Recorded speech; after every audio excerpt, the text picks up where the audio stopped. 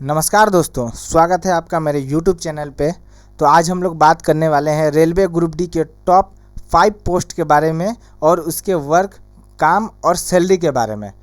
तो इससे पहले कि मैं आगे बढ़ूं, आप मेरे चैनल को सब्सक्राइब कर लीजिए, जिससे आपको मेरे नोटिफिकेशन सबसे पहले मिल जाए और बेल आइकन ज़रूर दबा लीजिएगा।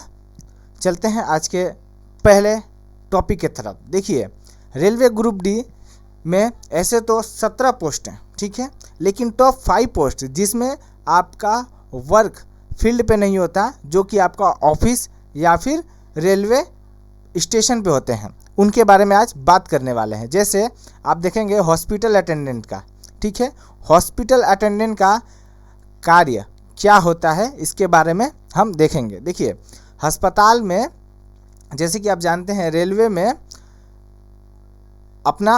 का अपना हॉस्पिटल होता है, ठीक है। रेलवे में बहुत सारे रेलवे कर्मचारी होते हैं जिनका तबीयत ख़राब हो जाता है या फिर किसी कारण से उनको हॉस्पिटल में भर्ती करने की दरकार पड़ती है, तो उसमें आपको रेलवे अपनी फैसिलिटी देती है। उसमें अस्पताल, फर्नीचर और दरवाजे फिटिंग, ये सारे चीज़ साफ़ करने के लिए लोग रखे जाते हैं, ठीक है। अगर नर्स ना उपलब्ध हो, उसके जगह पे आपको मरीज का देखभाल करना रहता है। उनका जिस तरह नर्स कार्य करती है, सेम उसी तरह का आपको कार्य करना रहता है। तो देखिए, लगभग इसी तरह की आपको कार्य करनी रहती है, ठीक है। ज़्यादातर इसमें लड़कियां इस काम को सूटेबल तरीके से कर पाती है, तो इसीलिए लड़कियां ज़्यादातर इस पोस्ट को प्रेफरेंस करती हैं। चलते हैं नेक्स्ट, सेकंड आपका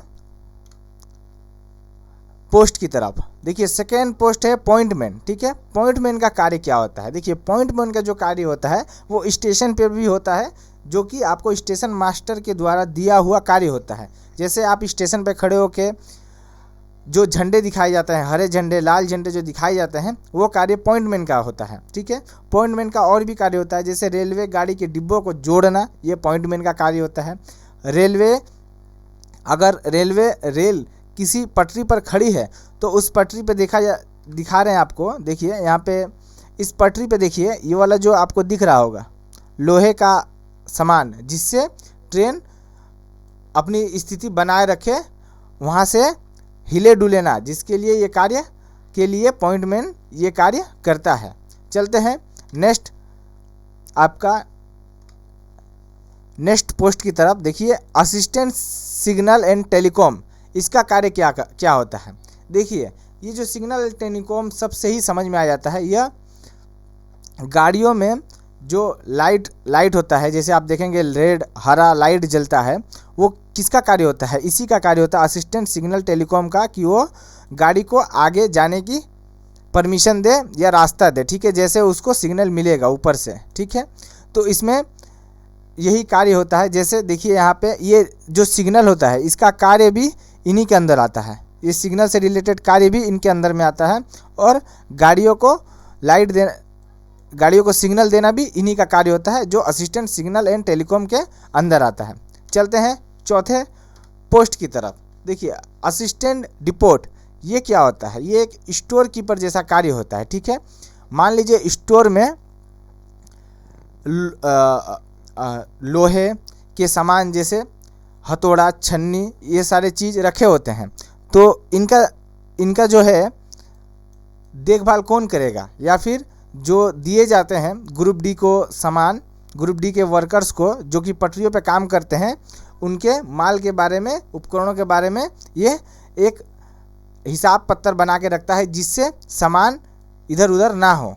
तो देखिए, यही कार्य होता है। ये सारे चीज़ यहाँ पे ये सजा के रखते हैं, और किसी को देते हैं तो उसके बारे में लिखते हैं कि इस पर्सन ने इतना सामान लिया। ये कार्य होता है असिस्टेंट डिपोट स्टोर का। ये सारे जितने भी वर्क मैं आपको बता रहा हूँ, ये सारे फील्ड में कार्य नहीं होते, ये सारे रेलवे स्टेशन पे या ऑफिस में किए जाने वाले कार्य होते हैं। चलते हैं आज के लास्ट एकदम फाइनल पोस्ट की तरफ। देखिए, असिस्टेंट टीएल एंड एसी, ठीक है। टीएल यानी ट्रेन लाइट के बारे में, और एसी यानी आप जानते ही हैं ट्रेन के एसी के बारे में। तो ट्रेन लाइट अगर ख़राब हो जाए या पंखों की दिक्कत हो, तो आप जिसे बुलाते हैं वो असिस्टेंट टीएल ही होता है। ये जूनियर इंजीनियर के अंदर कार्य करने वाला एक पोस्ट है, ठीक है। इसमें बिजली की आपूर्ति करना होता है। अगर एसी आपका ख़राब हो गया हो या एसी ज़्यादा हो गया हो, उसको कम करना हो, तो इसके लिए असिस्टेंट टीएल और एसी को बुलाया जाता है। ये ज़्यादातर आपको एसी गाड़ियों में ही दिखते हैं। देखिए ये जो कार्य होता है, ये इनकी सैलरी के बारे में बात करते हैं। मैंने आपको वर्क बताया, आप सैलरी के बारे में देखिए। बेसिक पे जो होता है वो सेम होता है सबका, 18,000 ही बेसिक पे सबका मिलता है। डीए 7% मिलता है, ठीक है।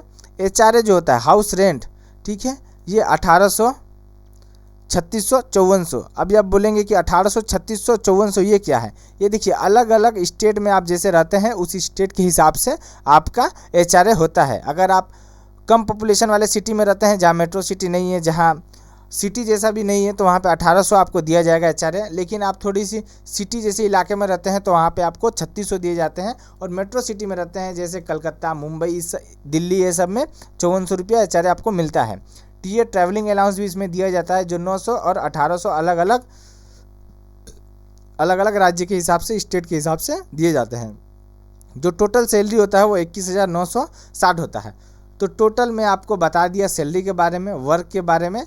तो अगर आपने इन सारे पोस्ट का प्रेफरेंस रेलवे ग्रुप डी में दिया है तो ये आपके लिए सबसे अच्छा पोस्ट प्रेफरेंस होगा। मिलते हैं नेक्स्ट वीडियो में, तब तक के लिए जय हिंद, जय भारत।